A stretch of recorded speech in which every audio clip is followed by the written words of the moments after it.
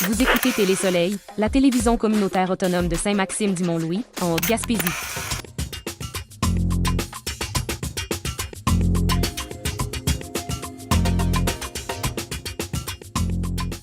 Selon Bleu FM Sainte-Anne-des-Monts, la saison touristique s'annonce très positive au Parc national Forillon, avec plus de 18 840 nuitées déjà réservées, soit 23% de plus que l'an dernier.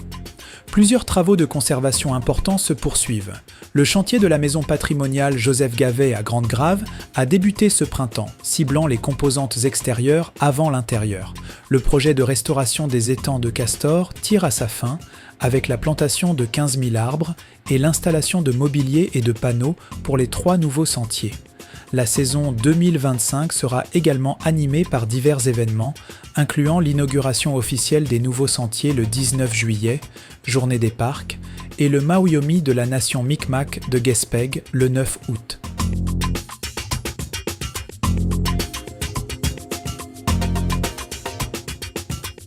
Selon Radio Gaspésie, le projet de capitale québécoise des pêches maritimes à Rivière-au-Renard a remporté le prix Inspiration 2025, volet municipalité, décerné par la Fédération des villages relais du Québec lors de son congrès à New Richmond. Rivière-au-Renard a surpassé une quinzaine d'autres projets. Le jury a salué la résilience et la fierté de la communauté pour son patrimoine et son territoire. Pascale Rémillard, directrice de Destination Gaspé, opérateur actuel du site, a souligné le travail de la Corporation de développement de Rivière-au-Renard dans l'élaboration de ce projet majeur. La Fédération a enregistré un nombre record de candidatures cette année.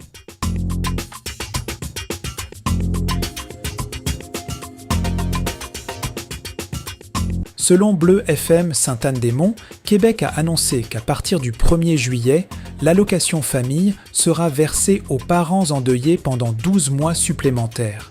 Cette mesure cible les parents dont l'enfant mineur décède, incluant ceux admissibles au supplément pour enfants handicapés.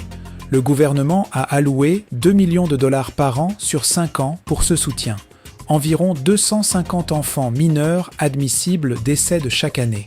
L'allocation famille, qui bénéficie à 1,6 million d'enfants et a versé 3,8 milliards en 2024, est une aide financière majeure pour les familles québécoises.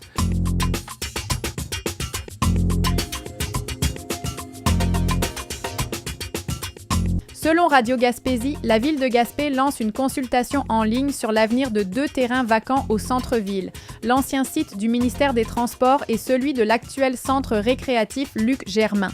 Les citoyens sont invités à participer via un sondage en ligne jusqu'au 23 juin pour exprimer leurs idées. Plus d'une centaine de personnes et organismes ont déjà été entendus lors de consultations précédentes.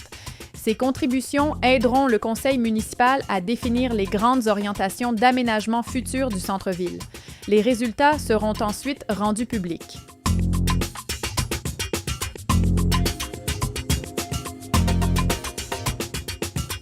Selon Bleu FM Sainte-Anne-des-Monts, Tourisme Gaspésie a lancé sa saison en remettant 2 prix prestigieux à des leaders du secteur. Le prix Excellence touristique 2025 a été décerné à David Comeau, propriétaire du manoir Belle-Plage à Carleton-sur-Mer, saluant son engagement à perpétuer l'héritage familial avec une vision novatrice. Le prix gestionnaire de la relève touristique 2025 a été remis à Paul Ménard-Pelletier, copropriétaire de Couleur Chocolat à Sainte-Anne-des-Monts. Elle est reconnue pour son implication et sa capacité à faire rayonner son entreprise bien au-delà de la Haute-Gaspésie, incarnant le potentiel de la nouvelle génération de leaders touristiques.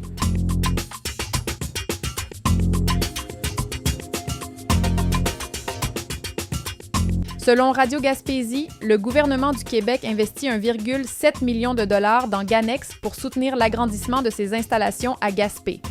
Ce financement s'inscrit dans un projet global de 3,6 millions de dollars qui se déroulera en plusieurs phases. Selon Martin Boulay, PDG de Ganex et du groupe Omega, cet agrandissement vise à positionner Ganex comme un acteur majeur du marché énergétique nord-américain face aux grands chantiers au Québec et aux États-Unis. Fier des racines gaspésiennes de l'entreprise, M. Boulay a aussi annoncé l'ouverture de bureaux permanents au Texas. Ganex devrait également obtenir une accréditation ISO 9001 prochainement, confirmant sa croissance et son leadership.